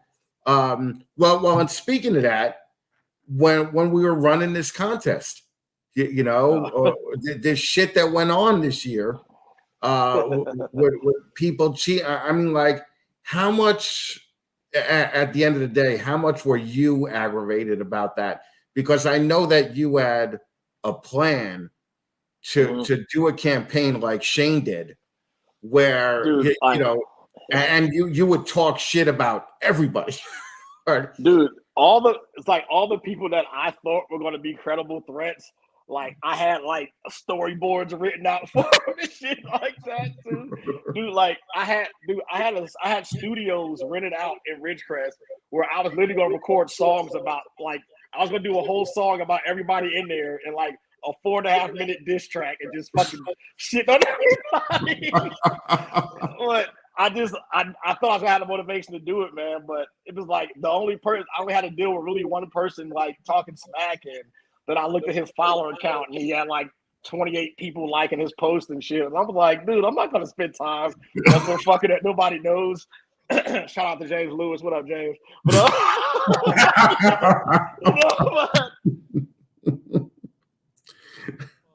yeah, no, I mean that definitely ruined a lot of the fun that I was looking forward to. You know, with the contest. So so when Chris Ward originally said that he wasn't gonna do it, I was bummed. And he was like, all right, change my mind, I'm back into it. I was like, fuck yeah, let's go. And then he would actually like send me like little messages when he make a post and be like, yeah, if you had 10,000 followers, you can do this or whatever like that. I'm like, dude, I'm like 8 followers away from 10,000. Watch this.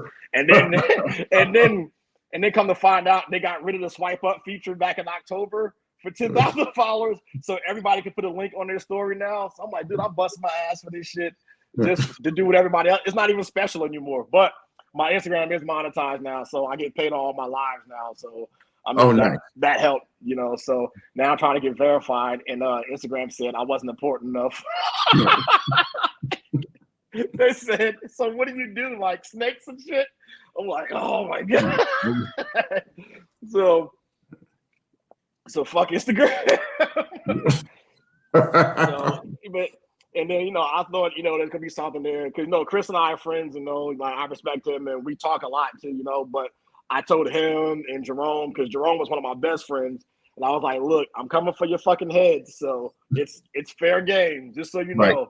Nothing, bro. Like, damn, man.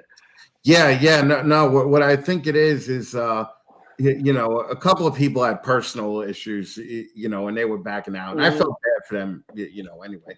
But then a couple of people were just like, even before the whole cheating started, they were like, listen, I'm a big shot. You don't know that I'm a big shot, but you're going to ask me to be on your show in 2 years anyway. So I don't feel like I have to push to win. And I'm just like, boom, disqualified. No, no problem, you fucking cunt. You know, so yeah, there's a couple of people that really have an over-exaggerated view of their own importance in this industry, you know, and they've been doing it for 1.5 years, and they have the attitude of a Ralph Davis, you know. And it's funny because guys like Justin, who have been doing this for 25 years, don't have that attitude. You know, and maybe they should think that that's why Justin is where he is, you know, and why you're where you are, you know, not you, but I'm saying, you know, these people. Now, what's your end game with this whole thing? Do you want to be a Canova? Do you want to be, or do you want to be like an Aussie, let's say? What's your end game? Do you want 1,000 snakes in your facility with employees and all this other shit?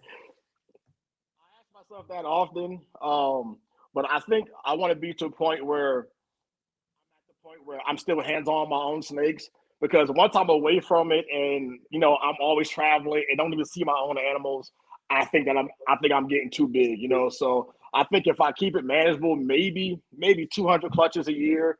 200 breeder females, I can still come in there and manage a couple of people here and there, and I know what's going on in my own shop. So I never want to get to the point where, like, oh, this breeding just happened. I'm like, we did that, you know. Like, I can look at my racks now. Like, I won't say no. Out of all the tubs I have, there's maybe 50 labels on 100 some odd snakes, but I can blindly pick out every tub and every animal in there easily, no problem. And if I mix them up now, I know which one is which. You know, right. I know my double head clown pied female from my double head G-stripe clown female. You know what I mean? If I looked at them, I'm that involved. So I never want to get to the point where I'm moving away from that. So I've got to find a happy medium where, you know, I still feel like I'm crushing the game. I'm making, you know, new things and being innovative, but I still want to stay hands-on. And I have no idea what that number is, to be honest with you. But I don't want to. I'm still trying to figure that out. Or do you ever plan on going outside the ball pythons? Hell no. Dude, I'm still learning shit from ball pythons, and I got my first one in 05, and I'm still learning new shit like every week about these things, man. So just start over and deal with like chondros and having my heart break because I killed some green tree python, you know, and fucking I had an alligator snapping turtle that only lived 2 years. They lived for fucking 200. Like I killed, you know what I'm saying? Like there's no way, man. So I think I'm gonna just stick to this, and because I was a boa guy first, and when I say boa guy, I had boas, but I could never get them to reproduce. I just had like, I finally got one to go, and she shot a bunch of little fucking orange infertile ovum and stuff, and bled everywhere, and so I'm like, nah, I'm cool on that, man. That's not only heartbreaking, that is fucking gross as shit. You know, like it's fucking nasty. You know, I had some Argentine boas, and man, when they laid, I was just like, I'm not going in there. Like fuck that. But like I pulled the snakes out one by one, almost vomited in the cage, and then I threw out the cage, brand new cage for the mother. You know, like I was just like, throw it out, get it out. I'm not fucking cleaning this shit. So the boa people are a little bit, you know, they're a little bit more hardcore than I would be, you know, to get things. But right now, do you have anything else besides? Do you have just like a fun pet? I have dogs. I got pit bulls and stuff. So you know, one's like almost 10 years old, and one of my dogs died last year. So you know, I immediately replaced him because I thought that would help. But it's a completely like I went from having this boring dog who laid in the corner like he was like Garfield that just barked to this fucking thing, man. He's oh my god, I can chew on everything, and man, it's just fucking like I just got a new shipment of high desert python magnets. I was gonna send out with everybody's sweaters and shit this week. He got that whole pack and bit a hole right through him. So God. So yeah, I gotta order some more of those, man. Fucking. So now, do you just have one dog, or do you have a couple? Two dogs, male and a female. Yeah. So okay. And then eventually this year I actually want to try and get a green tree python and kind of just check it out as a pet. And I want to do a Gila monster or a Mexican beat it. Just kind of have my little danger animal, you know. Yeah. No, I just got a bunch of cages from Focus, and I'm just like, I have no animals in my house right now. Okay, and it's too cold to ship in New York, right? Yeah.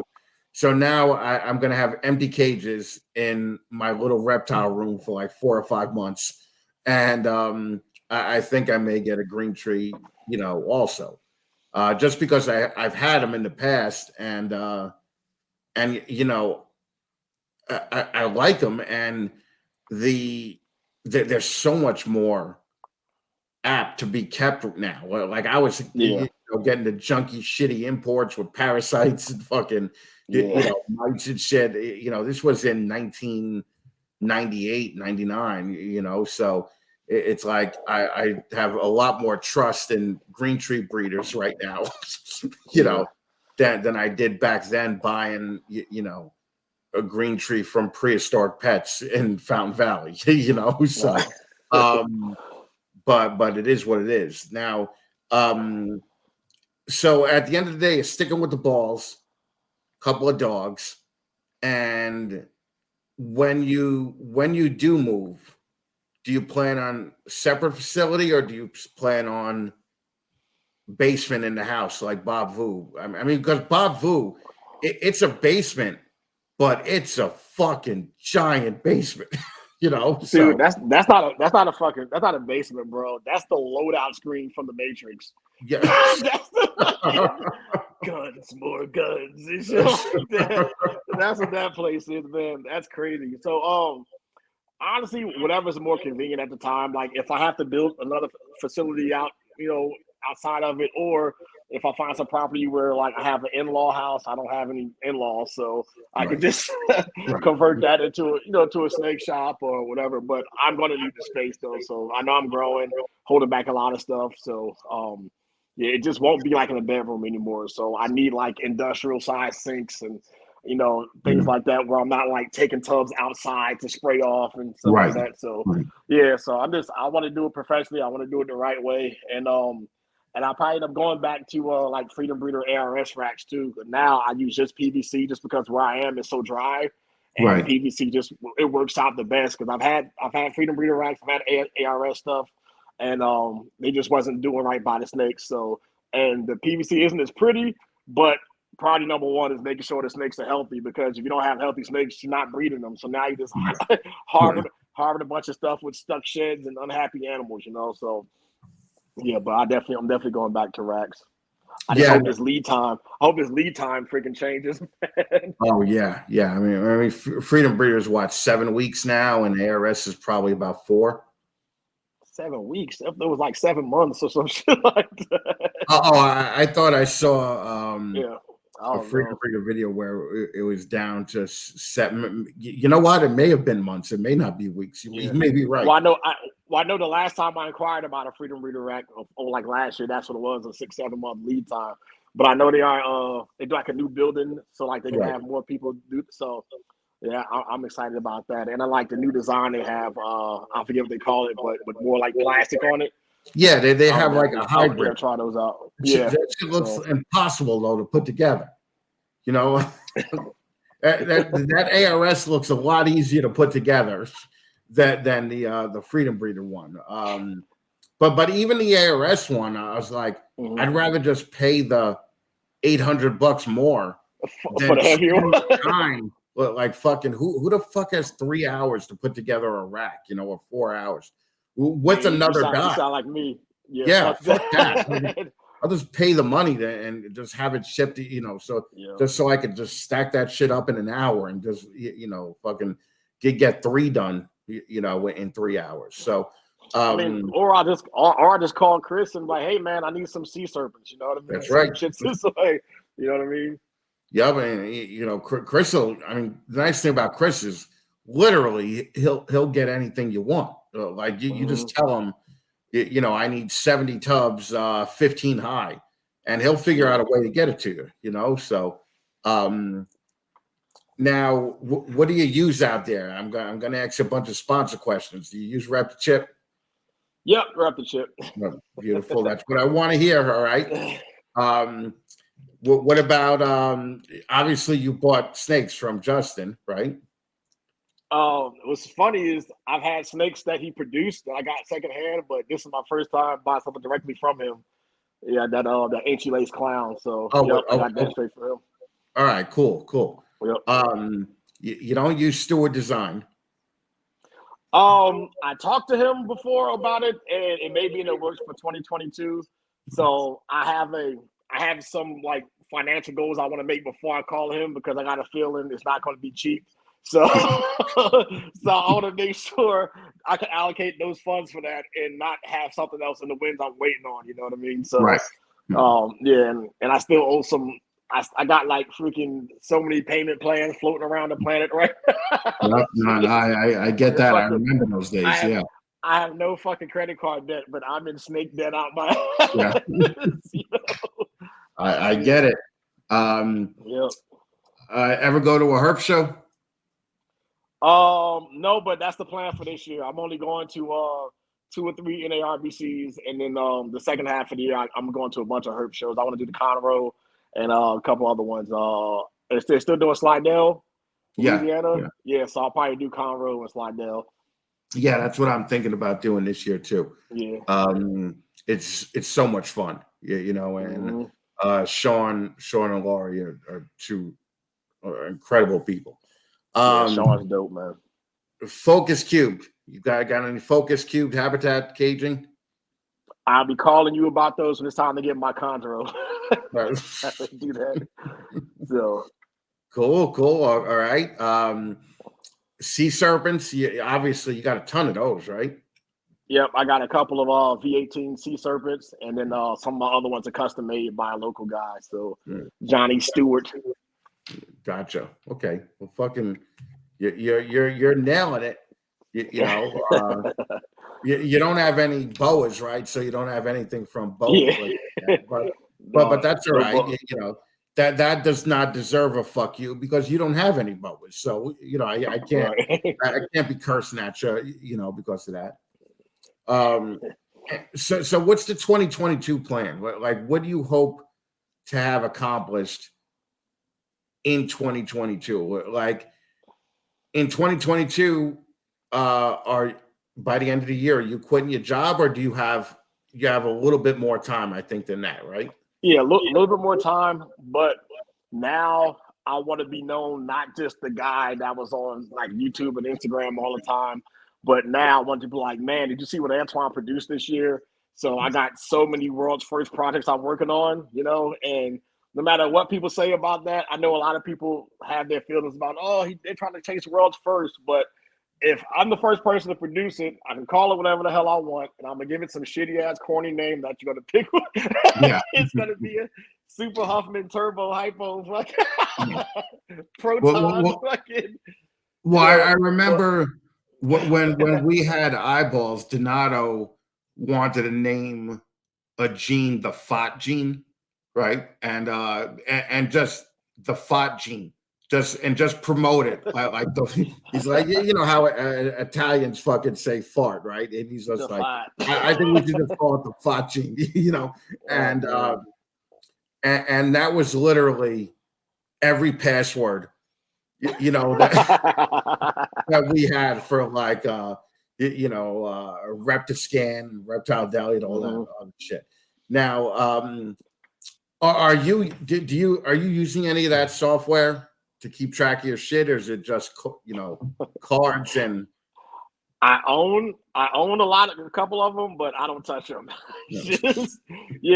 Like honestly, man, like the system I had way beforehand to me works a lot faster. You know, I have like color coded stickers and tapes and like clips and shit, and I know what's what. So it just, and my collection really honestly isn't that big where I can't keep track of that stuff now, like the way I've been doing. So I think eventually I will. What's the new one? Husbandry Pro. Husbandry Pro, whatever. Yeah, shout out to Billy with that. And I have the basis of how it works and shit, but to me, I'm just like, every time I want to spend 10 minutes like trying to fuck with it, I can spend 10 minutes doing something else in the snake room, you know? Right. Like I could be doing my Instagram stuff and things like that. So I think once I get to the point where I'm hitting 100 clutches a year, I might go back to it and try to do it that way. Oh, well, that's going to be a fuck of a lot of startup work. Yeah, right. Once you hit 100 clutches a year. I make my son do it, so I mean, I don't really all right. Now, give me something give me a non-snake purchase where if you were able to buy this particular thing, you would just think to yourself, like I made it. I'm good to go. Okay, give me a purchase that would. My I arrived purchase. Yeah. Zoe Kravitz. Man, that's going to be a problem. Like that's going to be a problem that a black guy could pick a person, okay, that he would want to buy, right? That's going to be a problem. Oh man. Nah, dude, I'm not a car guy at all. I'm not a real like materialistic guy. I'm not a jewelry person. I don't know, man. I'm pushing 40, man, and I live a pretty simple life now, you know, like my car, like if you fucking saw me pull up at a show in the car that I actually drive every day, you'd be like, hey, who's this lesbian chick jumping out the car right now? It's like a step above a Subaru Outback, you know what I mean? So, you know, I really don't, it's literally like, it's a fucking Mitsubishi Outlander Sport, you know? Oh, God. But you're an eco bro, all right? but I can get to Sacramento, man, on one tank of gas. So, and that's like 7.5, 8 hours away. So, you know. But like, I'd rather be flashy with my animals. You know what I mean? Like, I'd rather have a fucking Ultramel clown pod in my tubs than have fucking. As I say this, I got on like $200 Jordans and shit, but I don't have a fucking hypocrite. $200. But that's because I was going to Chicago for Tinley and I had to have some J's for Tinley. But yeah, that's probably like the biggest purchase I've made in like for myself personally in like years. So. Well, but yeah, just never got like that. And I'm a gun guy, so it'll probably be like a Barrett 50 cal, like semi-automatic sniper rifle or some shit like that. Yeah, you'd be like, oh, if I could just buy the gun from Predator, well, if I could get the machine gun from the helicopter, get a rail gun, man, I'll be good. All right, now, how can people get in touch with you? High Desert Pythons everywhere. Antoine Hood on Facebook. I'm usually always maxed out, but if you're cool enough, I'll delete somebody that I don't talk to and add you shit too, man. So super easy to get a hold of, man. Everybody has my number. Morph Market, same thing. 760-977-6011. Feel free to text me. Dude, I love talking snakes, man. So I'll be up talking snakes for hours with people, and just, if you got any questions, hit me up. Or even on Patreon, man. If you can't get a hold of me, hit up my Patreon. We got a nice little group. We got the League of Assassins, the group chat on Instagram. I got Will Monroe's in there, Miguel's in there, a couple of heavy hitters, all on my Patreon, man. And we help each other out. And honestly, that's the easiest way to get a hold of some of these guys, man. Get in the Patreon. Right. You know what I'm saying? So it's just, it's a great time, man. And shout out to everybody whose Patreon I'm in. Yours, freaking Justin's, Miguel's, MJ's, Will's.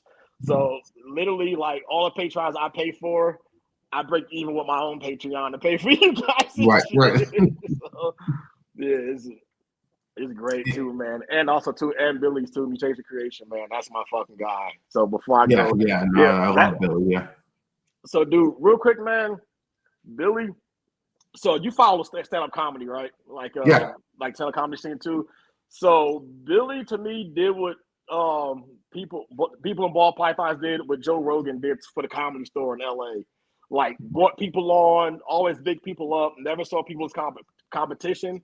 And any way he helped people, he can, man. So honestly, I wouldn't be anywhere I am social media wise, Instagram, YouTube, you name it, without Billy's help, man. So he gave like people like me, Precious, Shane Kelly. He kind of just gave us a platform to talk on and bring ourselves out in the world, man. And a lot of those people ran with it, and a lot of people are gone, So I took that. It's like, hey, man, he co-signed on me. I can't let him down. You know what I mean? So, so that's why I just been pushing hard like this, bro. And I hope I'm making him proud.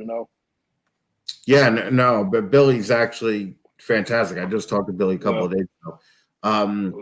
What was funny is we talked to Andrew Lyons, who was your 15 Minutes guy, and I was asking him how he met you, and he basically said you dropped off a snake to him, I think. Yeah. And, next thing you know, we spent 4 hours together talking about ball pythons. And I was just like, you talked about ball pythons for 4 fucking hours? Like, I can't imagine what a living hell that would be, right? And he was like, no, we only actually talked about ball pythons for 20 minutes, right? Yeah. Like, all right, that's about right. That's about how much I could stand. Well, we did content too. I did a facility tour of this place for my channel. We did like a sit down talk about like, the newer estate and the new people coming in. So that was pretty dope. And then turns out we had a whole lot in common as far as like, martial arts, and he's a big MMA fan. And he's actually a blue belt of jiu-jitsu under Babalu Sabral, who a lot of people know was like prominent in the UFC back in the day too. So, it's kind of cool. We kind of had that. And I talked to him, I think like damn near every day. He's one of my best friends, man. And it's just it's crazy, man. Like every time we do shows in California, we hang out. Me, him, and Jerome. It's a weird trio, but we make it work, Yeah, so, no. Andrew is such a fucking great guy, and he actually even mentioned that you guys might consider doing some of the Texas shows where you just go down as like a threesome or a foursome. And he's like, Antoine doesn't even have to sell snakes anymore. He just goes down there as like a personality. So even now at the shows, man, sometimes I fucking kick myself in the ass. I'm like, hey guys, if you need me to watch a table or do some shit for you while you go look around, I got you. And then I'll be there watching tables for 4 hours. They're like, Antoine, whose table is this? I'm like, I don't know, man. That's the way it works. Yeah. Well, and a shout out to Jerome too, because Jerome is such a good guy, also. Yeah. And Jerome was kind of running neck and neck for second place, before all the shit went on. So a lot of people, like we meet a lot of great people through the 15 minutes thing. And it's so nice to actually get the bigger guy, like, because the reality is you shouldn't have been on 15 minutes. Like you should have got a whole episode. You were around long enough and doing enough cool shit and were a big enough personality. And the cool thing was when I asked you to be on the 15, you weren't like, oh, Chris, I'm too big for that. But like, fuck no. Like, because I got people now that I asked to be on a 15 and they're like, fuck you. I got a lot more than 15 minutes to, and I just hang up on it. Now I'm just like, well, honestly, so the first episode you had was Ralph Davis, right? Yeah. So I remember like when it premiered, I was looking around. I think it was in like a couple of weeks when it actually came. Was it 2016, right? 2016 time frame or something? Yeah, 2016. So I was like, I'm going to be on this show. I'm going to do whatever the fuck I can to get myself out there, get myself to get on the show, because like this is dope, man. I want people to be cleaning their snakes and hear me running my mouth on these podcasts and shit and get something out of it and learn something from me, So I was like, I'm whatever way I can. And then we started having the the open Zoom calls and shit like that. I was sending people the links to it. I'm in so many group chats on IG and Facebook. I'm like, hey, anybody want to get in this group chat and start putting yourself out there? And people, nah, I'm good. Nah, I'm cool. I heard one of his, nah, I'm just not really ready. I'm like, dude, just fucking, this is how you get this is how you network. Like, people are afraid to network for some reason. And most of the business is fucking networking. So, and then those same people now, they feel the type of way that I gave Andrew the 15-minute spot and not them. Oh, I've known you longer than you know Andrew. Why didn't you give me the spot? I'm like, well, I gave you the opportunity to put yourself out there many times. I asked you if you want to get on the live. I asked you if you want to do this. I asked you if you want to do that. And it's always no, no, no, no, no. Well, now I'm going to give somebody else an opportunity that's put in the work right now, So, yeah, just like stop being afraid. Like the people out there who think about starting a channel or putting yourself out there, man, if you're not established enough to have those crazy animals that everybody wants right now, there's another way to do it. There's a wrong way to do it as well. But if you start putting yourself out there, showing up on Instagram lives, commenting on people's stuff, you know what I mean? Just kind of making your presence known, people will eventually know you. There's a guy out there, man, he doesn't have one ball python, but he's one of the most popular people on Instagram and Facebook. And that's the homeboy Elliot Perez, man. He's on everybody's shit, Like, he's dope as fuck. He comments on everything. He's always in lives. Not one fucking snake, but he's well known more than people with 300 snakes. Right. Yeah. So it just doesn't take a whole lot to be nice to somebody and give them the time of day. And one of the big things I learned from stand-up comedy, like Bert Kreischer, the biggest takeaway from him is when he talked about every time he did multiple shows in a day. And he said he puts the same energy at show 1 as in show 5, because you would never know who got drugged to his show for the very first time and it's experiencing him. So if he goes out there and gives you a lackluster performance and that's the first impression that you have of him, that's what you're going to take his comedy for. But if he comes out there acting a plumb goddamn fool and killing it and having everybody in the audience crying, laughing, that's his bag and that's what he likes to do. So that's what I try to do, with my platform. And when I see people in public, I'm never going to tell people I don't have time for a picture and shit. Dude, every time someone messages me and goes, yeah, man, I saw you at the show and you were talking to Cusco. So, and then I lost you after that. I'm like, bro, just come hang out. Like, fucking, how do you think fucking I met Cusco just fucking, we didn't know each other for a long time. One day I was like, hey, I'm Antoine. He was like, hey, I'm Brian. Let's be friends. Boom, done. That's it. That's right. Well, that's the whole thing. Here's the thing. Just don't be a dick and you'll be fine. You know? I mean, there's enough nice people in this fucking hobby where if you're just not a fucking asshole, they'll welcome you into the group, So, I tell Brittany and Justin all the time, I'm like, on paper, we shouldn't be friends, right? Like fucking, if somebody, wrote my description and then your description, they would be like, there's no way these people are getting along, all right? So, but they're so fucking nice that they offset any grumpiness that I have. Right? It's like they don't even allow me to be the grump guy because they're so fucking nice. So I feel bad being grumpy when I'm around them because they're so fucking positive. They're so fucking nice. And so that's how the majority of the 10% is. I mean, there is a 90% below that's total dog shit and fucking I would recommend that you stay away from. But the 10%, the Heidi Dunlaps, the Rachel Powers, the James Lewises, like all of those guys are super nice people that if you could become friends with them, you're not gonna it's not gonna be a waste of your time, so but anyway, we're at about an hour 20.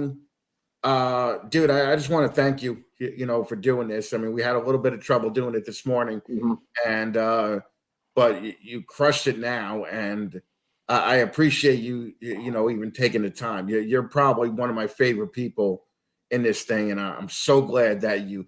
I mean, you would have won even with the cheating that was going on. I was still ahead. You were still ahead, yeah. So I mean, that part was great. And you're really like just one of the nicest dudes I know. You're one of the most positive, people I know. And I appreciate you coming on, and good luck this year, man. Dude, there was no way I was not winning this shit, bro. Like, I'm saying, look, I talked to Shane when he won. Like, I was at his house, and I said, hey, man, I know you won this year, but just so you know, I'll be right behind you the following year. So, you know what I mean? I'm going to do this thing, and I'm going to fucking win the whole thing. And I just didn't manifest it. I hate that fucking, oh, my God, that's such a cunty word. Okay. I manifested. No, but I put in the work. I just didn't sit around wishing something was going to happen and then didn't put in the work. You know what I mean? I made sure I gave myself every opportunity to get there, Just like with the whole Justin thing, I was like, hey, Justin, man, get on video and tell people to vote for me for this shit. And he was like, I don't want to seem biased because I'm sponsored. I'm like, hey, just do it. Just here. And then he did it. And I was like, what the fuck? And then I called you and was like, hey, man, is this legal?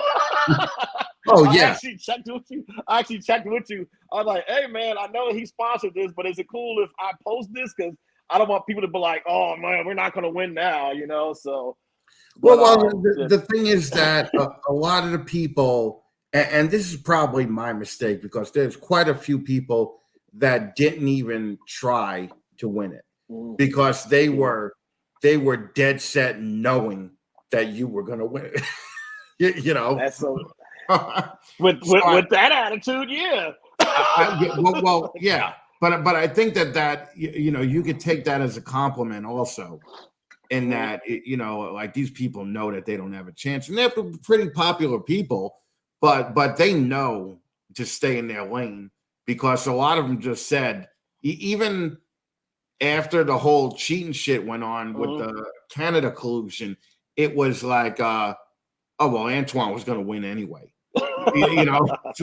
so it doesn't matter, So, but you had immediately jumped on with hundreds of votes more than the nearest, second place guy. So you obviously put in the work, and I appreciate it. I appreciate that you did have that little, like meltdown competition with James with the turtles and shit like that. His tortoises. My tortoises. Yeah.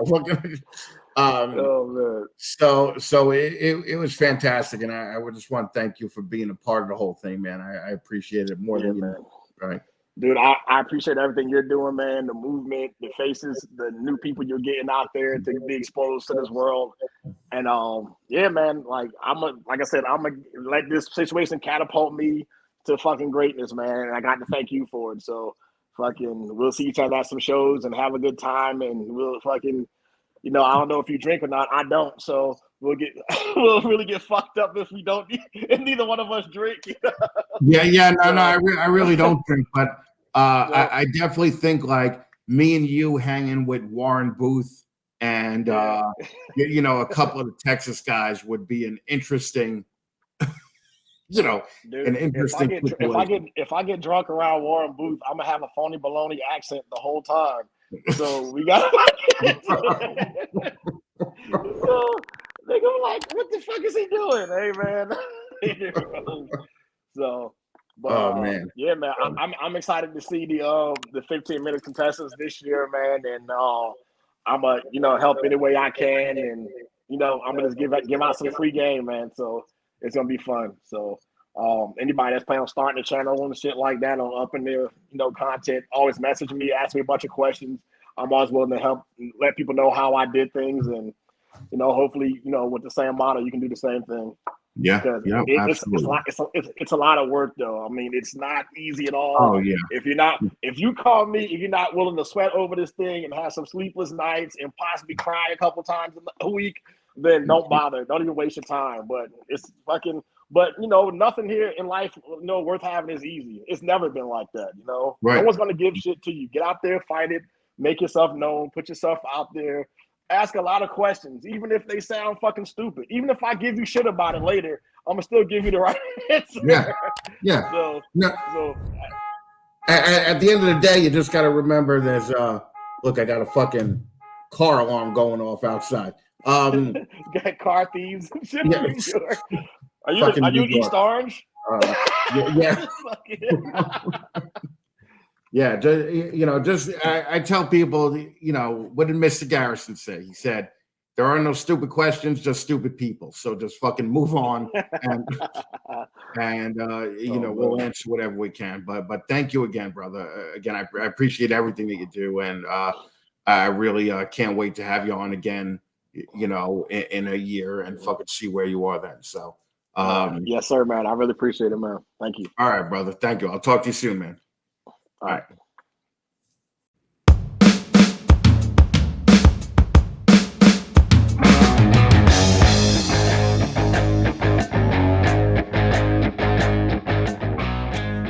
Here at Snakes and the Fat Man, we're huge supporters of diversity. We're proving that point here by having our first ever boa breeder as a sponsor on the show. Boa Affliction has been around since 2010, and when they saw the VPI T-positive gene, they immediately shifted their focus and decided to make not just visually stunning albino boas, but they quickly realized that the T-positive snows and sunglows really stood apart from the T-negative albinos that were available at the time. This original VPI gene has maintained its place in the market for the last 10 years and shows no sign of slowing down. Here's the thing. When you invest into your 401k, a 401k for all you ball python people is a fund that you invest in for your retirement. But when you invest in a 401k, you just don't invest in Walmart. You invest in Amazon, Verizon, Bitcoin, blah, blah, blah. That's all we're trying to say here. 100% of your collection doesn't have to be ball pythons. Throw a few boas in there and be part of a different type of cool crowd. And when you do that, invest with Kenny over at Boa Affliction. Great, no bullshit guy with an awesome website. And how in the fuck am I gonna say no to a guy who uses this chick in his promo picture? Can't do it. Can't do it. I tried everything. Go check out Kenny today at boaffliction.com. Sticking with my supporting of diversity, I actually hired a millennial to handle all my social media, but I had to fire him because he didn't show up for work. So I'm just going to leave this picture up here for a little while longer.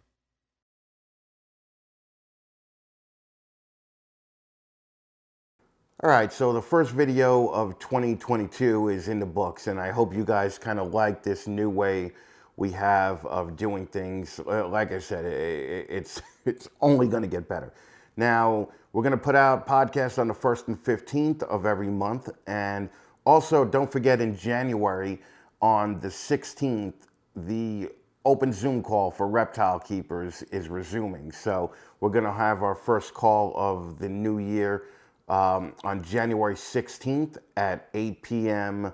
Eastern Standard Time. If you guys don't have the link, just drop me a DM on either Facebook or Instagram, and I'll give you guys the link so you guys can come have fun and just start the week out with laughing a little, because no matter what, I mean, whether we have 18 people in there or whether we have 60 people in there, it's always a lot of fun and a lot of laughs. So I hope to see you guys there. And finally, if you're in a position to help the channel out, join us on Patreon at patreon.com/snakesandthefatman. Again, we're going to have exclusive shit that's just going to be available on there, and you could join up for as little as $5 a month. So I hope to see you guys on Patreon. Like I said, it's just another platform to kind of brighten up everybody's day and week with this, what all of this, okay? Like, come on, how could you get better than that? We'll be back in 2 weeks with another episode of Snakes and the Fat Man, the only podcast that's home of all the big dogs in the reptile industry. Take it easy, guys.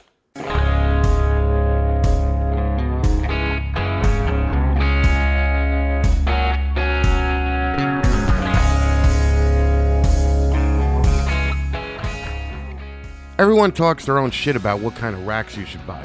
Metal racks are great, but everyone doesn't want a goddamn 7-foot high, 6-foot wide, 2,000-pound metal rack in their fucking house.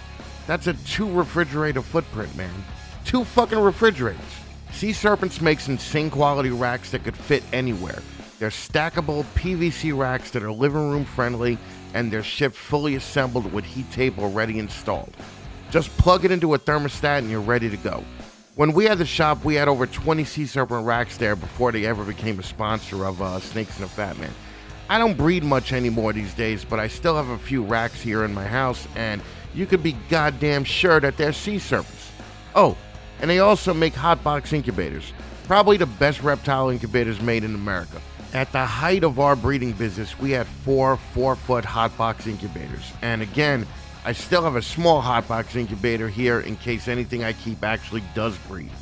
Go to SeaSerpents.com and check out their incredible selection of PVC racks, and tell Chris Nettles that the Fat Man sent you.